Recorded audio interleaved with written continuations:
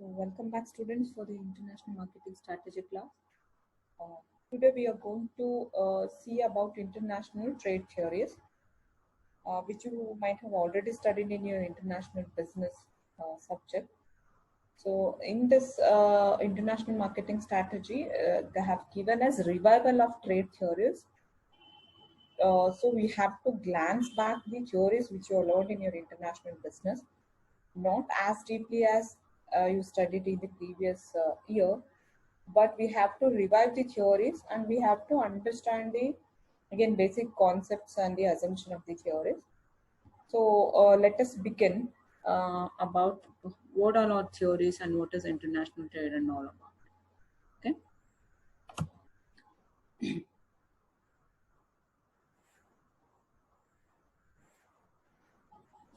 So what and all we are going to study in the international trade theory.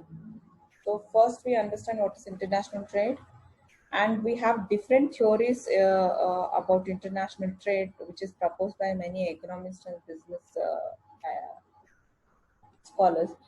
So we will compare and contrast those different trade theories, and more importantly we will find out that what is this theories are which are relevant even today, and how they are evolving, how they are evolving from this days to match with the current scenario. So which this is what important part why you have to revive the international trade theories in the subject.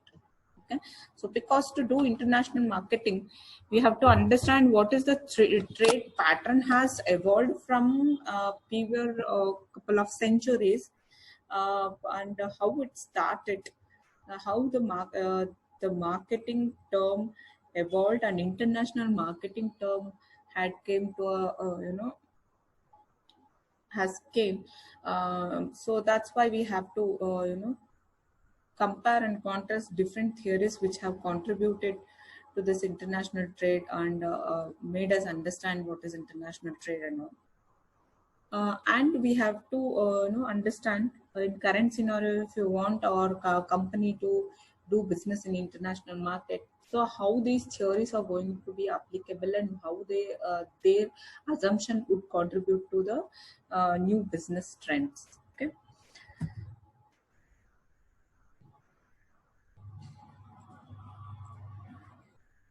So what is international trade? First we will learn about it. So we know that trade is the exchange of goods or services between two people or two companies, right?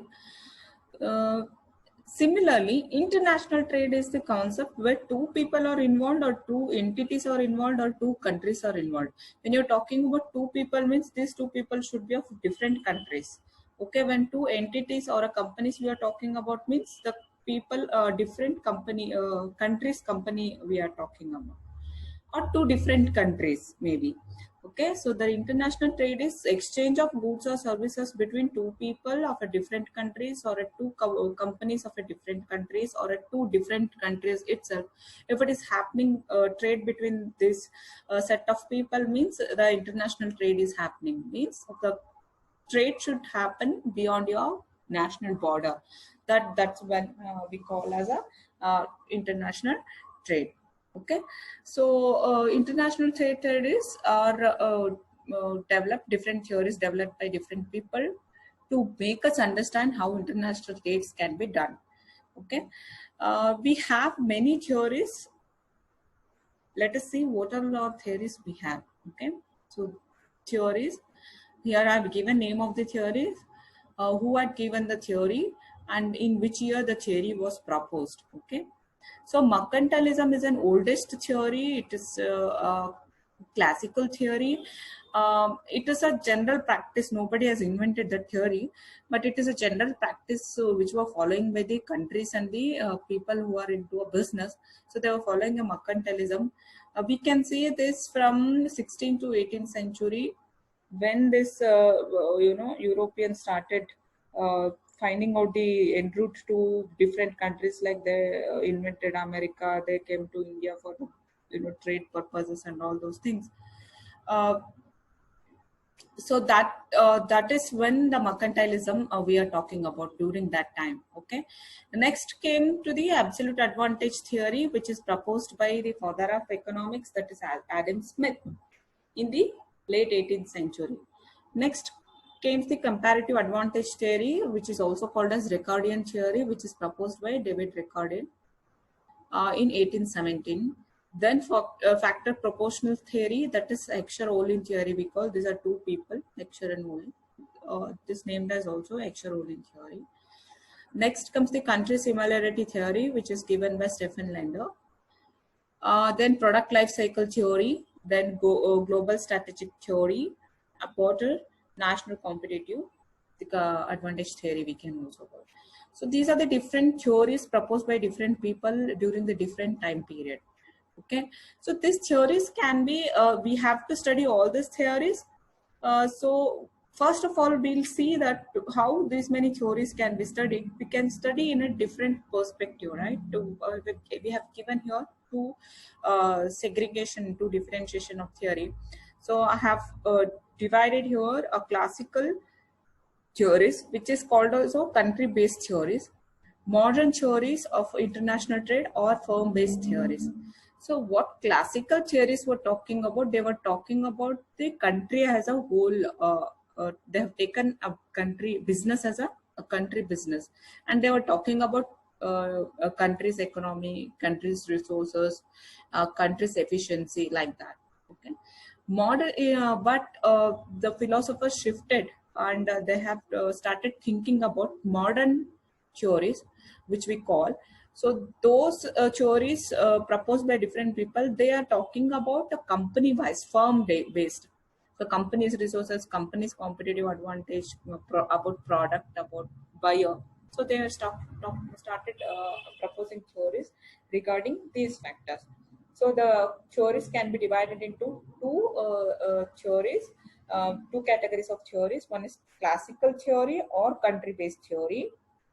Another one is modern theory or modern form-based theories, right? So first we'll discuss one by one. The first classical theory or country-based theory is mercantilism. Okay, so mercantilism is a theory, where it is an oldest theory, we can say. So it talks about the country's wealth. Okay, so country's wealth in terms of gold. Okay, the country's wealth in terms of gold. The country is richer, which has a gold and silver holdings reserve or more. Okay, so that was their ideology behind the mercantilism theory. Because why gold and silver means, during those days, the exchange, what happens, like the currency was, they used to use gold or silver currencies. So that's why they used to, how much a reserve a country is having of gold and silver, that much richer a country is. Like that they used to think. So this theory says that the country's wealth will be decided by the how much gold and silver holdings they have. Okay. What they say that the country, when they have to increase its holdings of gold and silver by promoting export and discouraging import. So how gold reserve is to be increased? When we want to increase the gold reserves means, we have to export more so that the gold will flow inside our country, and we have to import less so that the outflow of gold from outside the country will be minimized. Okay, so exporting more means inflow of gold as a receipt to country. Importing less means a payment of gold will be less to a country. So they wanted to reserve gold by exporting whatever they are producing. So they are promoting the export more and more, so that the gold would be received from the other country in the form of exchange for their goods and services. But they are discouraging imports because they didn't want to flow the gold as a payment to the other country. So this was the principle they were following behind mercantilism. Okay, so this shows that reserve your gold, reduce your import, and increase your export. Okay, By reducing the import and improving the export, what will happen? Gold will come into your, treasury. You can store more gold in your reserve so that your company, your country will become wealthier country. So please import lesser goods from other country so that the outflow of gold will be reduced. Okay. So how did they do this? Okay, so what is the objective is like creating the trade surplus, or where the value of exports are greater than the value of imports, right? So the trade surplus versus to avoid the trade deficit. Okay, to avoid the trade deficit and to increase the trade surplus, they said that your value of exports should be greater than the value of imports. Okay, so I was explaining in the last slides. So how this can be done? How we can import less? They have made that restrictions on imports. Okay, so people were restricted from importing goods and services from the other countries. Okay, so this is also called as a protectionism, and it is still used today. So it is, although mercantilism is one of the oldest trade theory, some of the modern thinkers also accept this kind of philosophy. Countries such like Japan, China, Singapore, Taiwan, and even Germany still favors the more export and discourage the imports. And they so there are many import restriction to these countries. So near like there are restriction to our domestic industry subsidiaries. So when you want to import more, so these are the one example. Um, so the taxpayer would pay for a government subsidiaries to select the exports in form of higher taxes. Import restriction lead to a higher prices for consumers. Okay, because whatever there is available in the market, that they have to buy. They cannot buy a cheaper product from the they cannot import a product or something like. So these are the certain countries like Japan, Germany. Okay, these Taiwan, China, these countries still are in favor of mercantilism and they are practicing it. Okay, uh, this is about mercantilism. So you can see this kind of mercantilism, which was very famous one, like British emperor started the colony system entire world, right?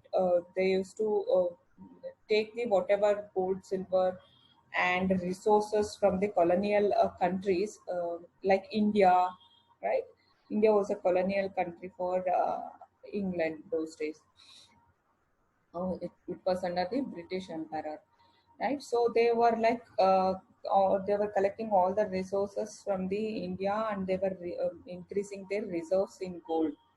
Okay, this is one example in how like 15th century to 18th centuries, mercantilism, how it flourished. Okay, so the rulers like Britishers has increased exports by reserving gold to various colonial states or countries. Okay, that is about mercantilism. Next theory is absolute advantage theory. Okay, this is proposed by the Adam Smith, who was an economist, a father of an economy, we call him. So he saw some disadvantages in the oldest theory, that mercantilism.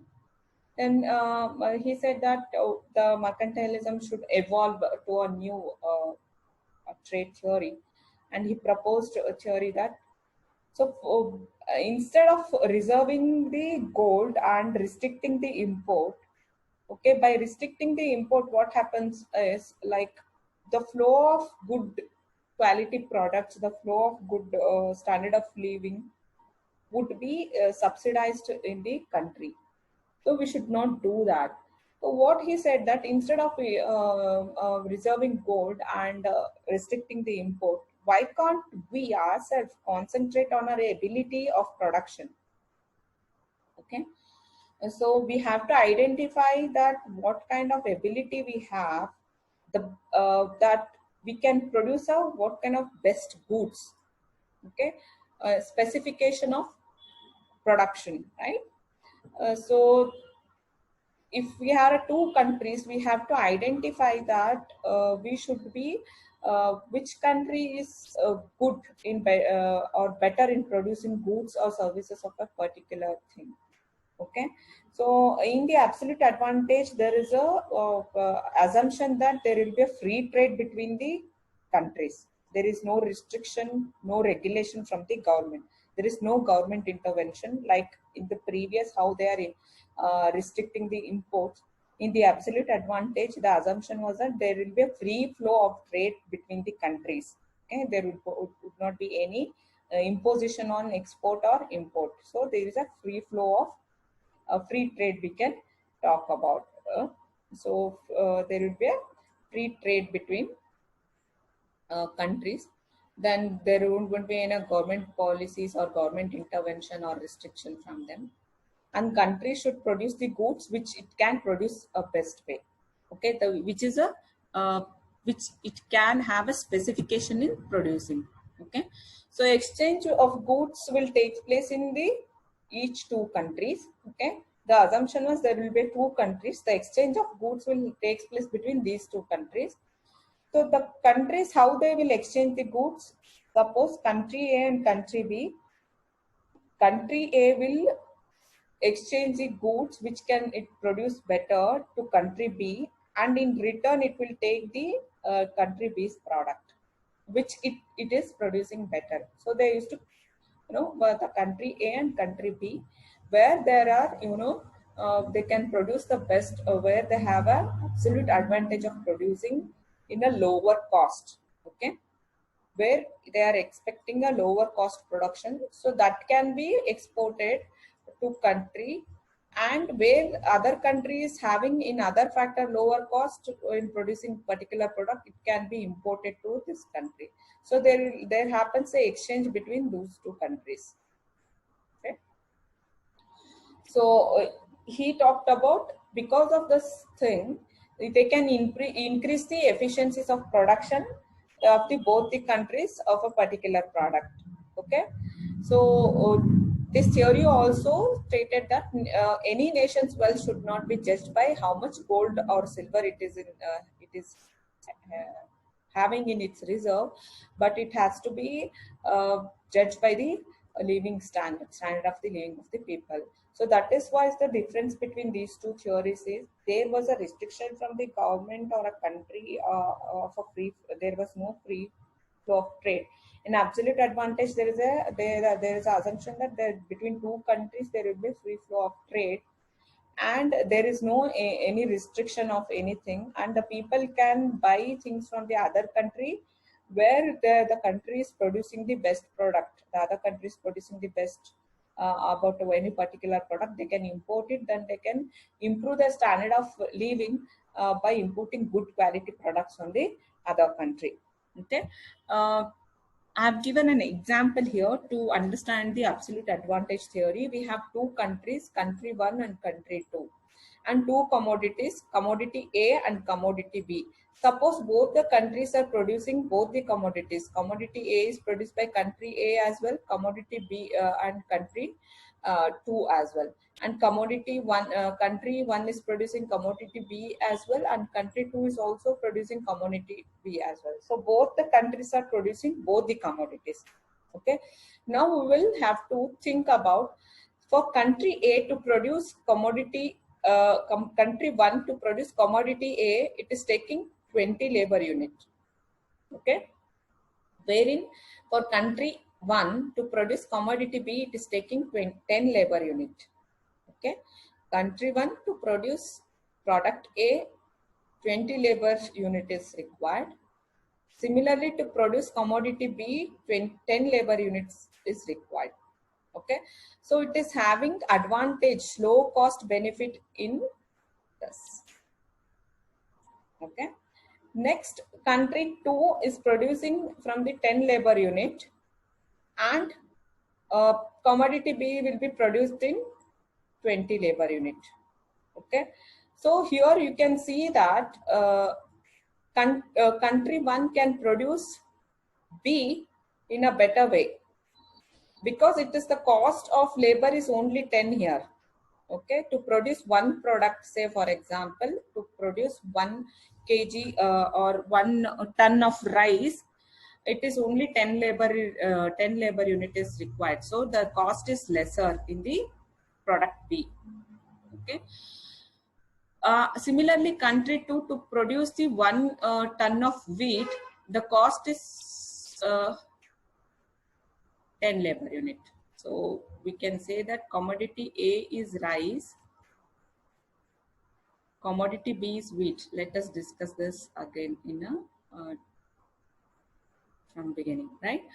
So to produce the 1 ton of rice, country 1 is taking 20 labors, whereas the cost is more. 20 labor units will cost is more for the labor, right? 20 labors we have to pay. But to produce wheat, country 1 is taking only 10 labors, so cost is less. So it has to concentrate on producing more and more wheat, and the wheat should be exported to country B. Okay, then country 2 can produce in a lesser cost here in 10 labor cost units. That which one? Rice. So it can export the rice to country B. Okay, export rice to country A. Sorry, right? So export the rice to country A because the cost is effective here. Okay, so instead of struggling and producing the wheat, so country 2 what can do, it can directly import wheat from the country 1, and country 1 and struggling and producing the with more cost of the rice, it can import from the country 2. So country 2 will export the rice, country 1 will export the wheat, so that they have the absolute advantage in the both the this thing, and they will be they can use this as a their strategize to their import and export, and they can have the better quality products. This is what absolute advantage talk about. The third here is comparative advantage. Okay, it is an advanced version of absolute advantage, where in absolute advantage what we are thinking, where the cost is required, cost is less required, that we can specialize in that production, and we can produce that product, and we can export that product. And where the cost is required more and we don't have expertise in producing that product, so that product can be directly imported. Now, what Ricardian theory will say, that David Ricardo, what he says that, what if the countries can produce both the product in a lesser cost? They have the advantage of producing both the products, and they are specialized in producing the many products or in many areas. Okay, so again, there starts the confusion. How the absolute advantage theory, what it says. So if the countries can become a better in producing both the goods, right? Say for example, it can produce rice also, it can produce wheat also, right? They are specialized in production of both. Then how the advantage, they have the advantage in many area, not only one area, right? So that time how to make the trade. Of course, the Ricardo has given that time we have to do a comparative advantage. Okay, so where we can expertise the specialization, and still trade could occur between two countries if you have specialization in the both the products also, but still the trade between two countries can happen by comparing your advantage.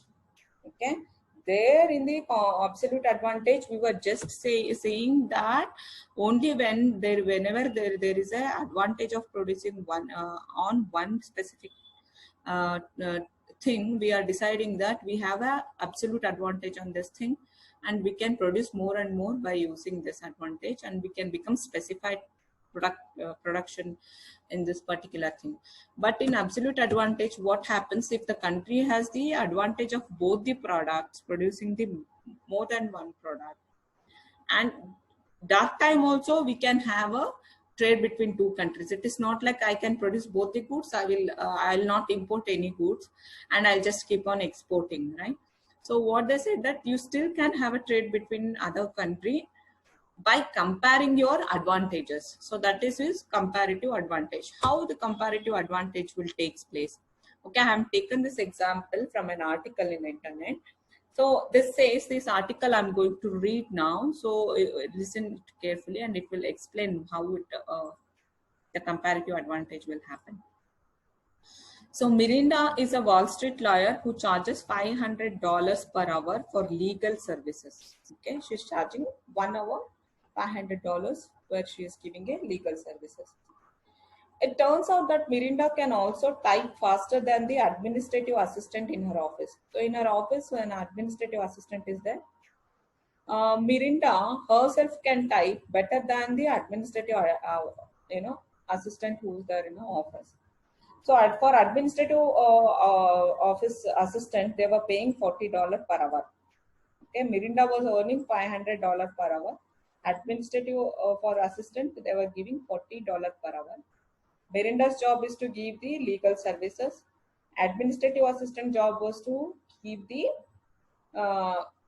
typing services to that office. Okay, even though Mirinda clearly has an absolute advantage in both the skills, right?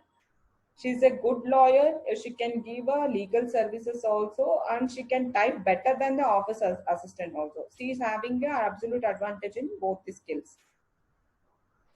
Should she do both the jobs? Now the decision takes place. Because she is good in typing as well as she is good in legal services. Can she perform both the jobs? No. The answer is no, right? Because here we have to think about the opportunity cost. What we have to think about? Opportunity cost, right? So you have studied in this in costing, you have studied this in economics. What is opportunity cost? What is the opportunity cost of Mirinda if she starts typing, right? So if 1 hour she spends on typing, she could earn $40, right? But if she gives 1 hour of legal services, she could earn $500. So how much she is, if she keep on typing, how much she is going to lose? She is going to lose $460 per hour. So this is the opportunity cost she could sacrifice if she want to do both the jobs. That's what she has to do. Her productivity and income will be highest if she specializes in the higher paid legal services.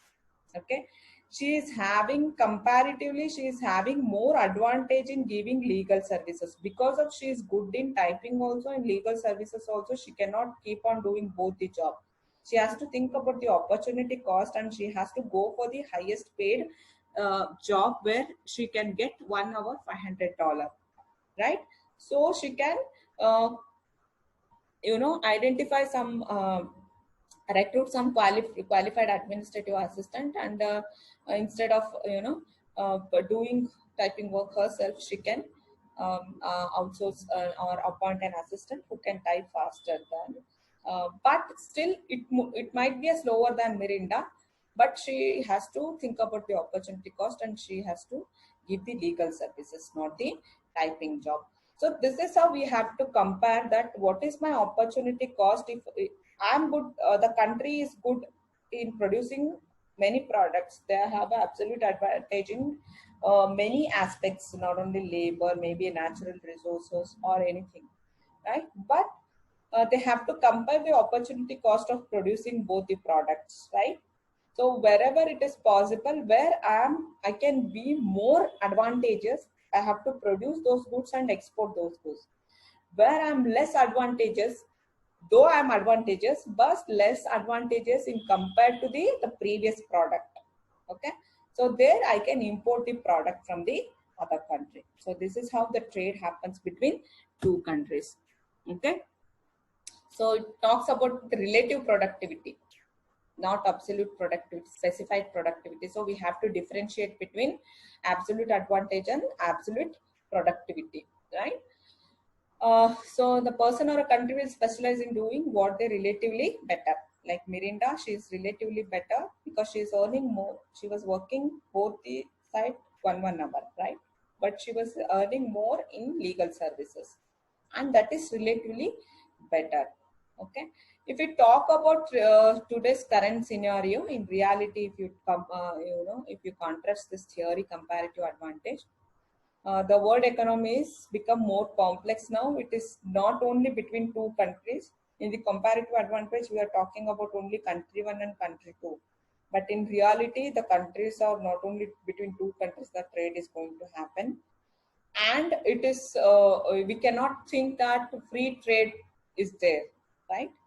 So there is a trade barriers exist between the countries. So there is a transportation cost we have to think about, and logistics distribution and all we have to think about. So this comparative advantages and absolute advantages both ignore these aspects. Okay, they talk about only two countries, two products, and a free trade. Right? It is not possible. The two countries, two product. It is not the marketing or a business is not restricted to two countries now, or a two trade, two products now, or it is no free trade thing existed in the current situation. So that is the application of comparative or absolute advantage in this theory. So next one is next theory is factor proportion theory. So this theory is evolved after comparing and contrasting the theories of Adam Smith, that is absolute advantage, and Ricardo's comparative advantage.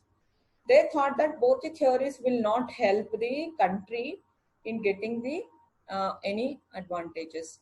So they were assuming like free trade is there, open market is there. So the countries will produce the which food they are better in producing, or efficiency which in producing which food efficiency they have, they will produce that only. So these are the assumption which made Eli Heckscher and Bertel Ohlin. Okay, they had the teacher-student relationship. So both have given a theory in early 1900s that is called as factor proportional theory, right? It is also called as Heckscher-Ohlin theory, right? Factor proportional theory is famous, more famous as Heckscher-Ohlin theory. So they focused on the country could get the comparative advantage by producing product that utilizes the factor, right, factor that were in abundance in the country. How the comparative advantage can be gained by any country? So they have to concentrate on producing the products where factor of production is in abundance. Okay, they say that comparative advantage is possible just not by looking relative advantage or absolute advantage.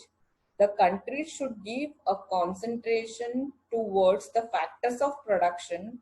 Okay, where the factor of production is abundance, you have to make use of that factor and gain the advantage of factor out of that factor. Okay, what factors they are talking about? Factor of production, right? Factor of production: land, labor, capital, and entrepreneur. These are the four major factor of production. Inside that, again, so many things will come. Right? Like example, in capital, the money will come in capital, machinery.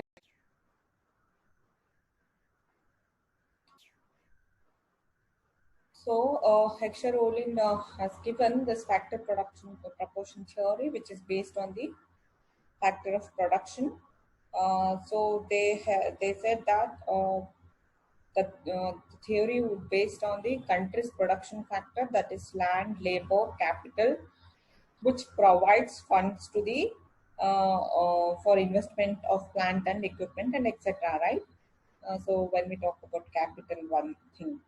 So they determined that the cost of any factor or a resource was a function of supply and demand. Okay. So they were talking about supply and demand here, right? What they say that the cost of any factor or resource was a function of supply or demand. Cost and resource, supply and demand they are talking about. What they are saying? They determine that the cost of like the countries would produce and exports goods that required resources or factors that were in great supply. If you're in a if you're a country, you have a factor of production in a great supply inside your country, that you have a huge abundant quantity of the factor of production. It might be a capital, it might be a labor, it might be a land, or it might be any four of the factor of production. Wherever there is an abundant supply of that factor, you have to make use of that factor of production, and you have to produce that goods by using that. Okay, and you export that good, right? So that will become a cheaper production factors for you, because you are, there is a great supply of that factor in your country, so you're utilizing that factor and producing uh,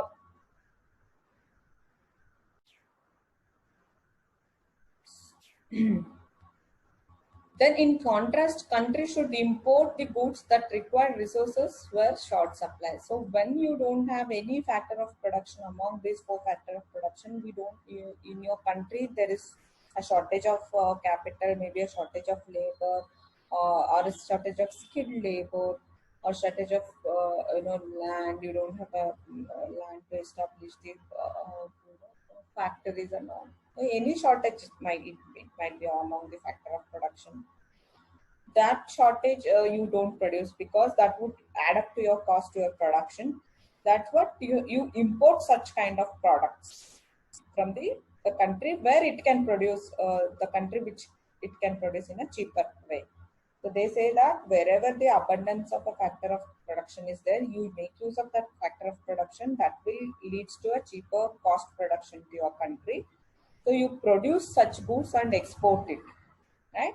Wherever you are in a short supply of a factor of production, so what you do, that kind of products you import from the other countries, right?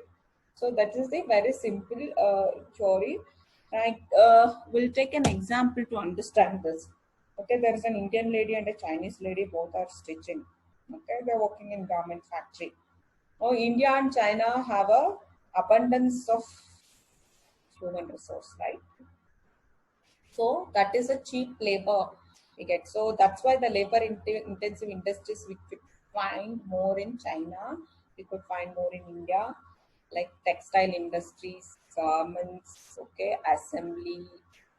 These are the because of cheaper labor, the factor of production. One of the factor of production is labor. So the abundance of factor would lead to a more garment industry and textile industry in India and China. That's why they produce your more garments and export to the other countries. Right? Major brands of international brands also, they have their garment and textile production in the India and China base. They make your production and they will export again re-export to there by providing the raw materials and the facilities. They have their units here.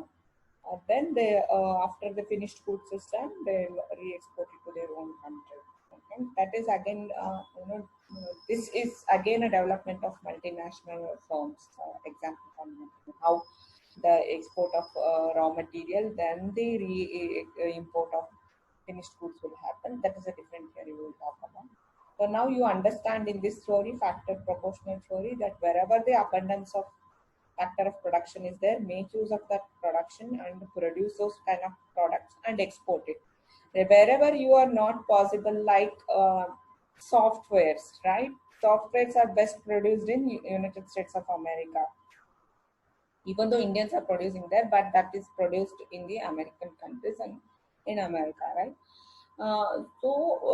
What happens? The software could be imported from America by China and India.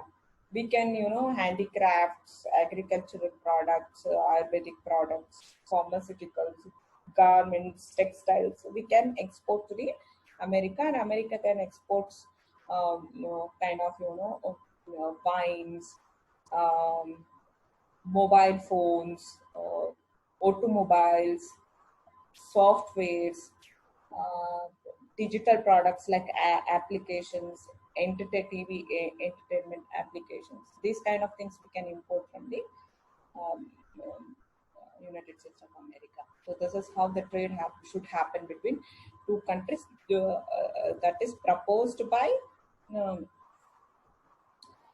Heckscher and Olin, which is called as factor production theory.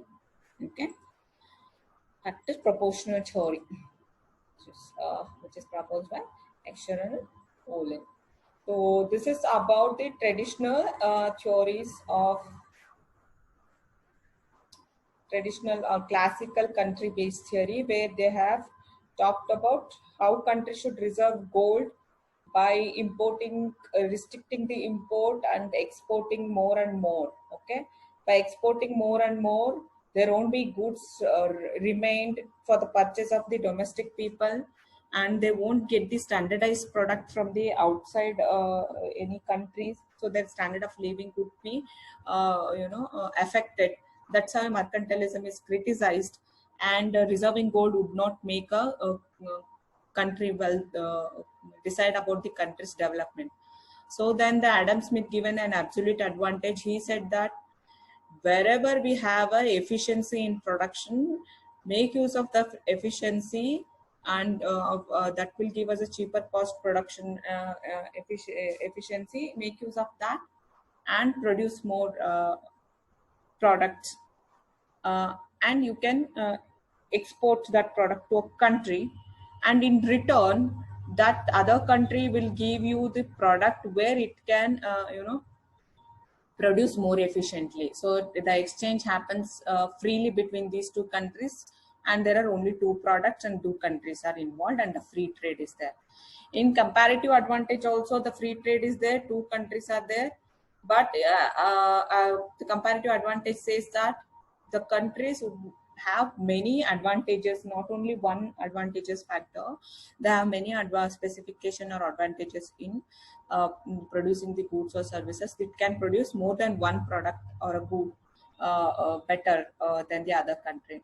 So in that case, we have to think about the opportunity cost and relative comparison. Okay, relative advantage we have to see. Wherever we have, even though we are good in both the cases, wherever we are more good or we are best in producing the goods and services, we have to export those goods, produce more and more, export those goods where relative advantage is there, and import goods where less advantage is there. Okay. Then Heckscher and Olin theory state that there cannot be a free trade between two countries, and only about two products we cannot talk about. We have to think about the factor of production. Okay, wherever the abundance, the supply is in abundance of any factor of production, we have to make use of that factor of production, and we can produce the goods and services to related to that factor of production, and we can achieve the cheaper labor cost. So that labor or cheaper factor of production cost, then we can export those kind of products. Okay, and import the products where we don't have the resources, we scarce the resources in our country.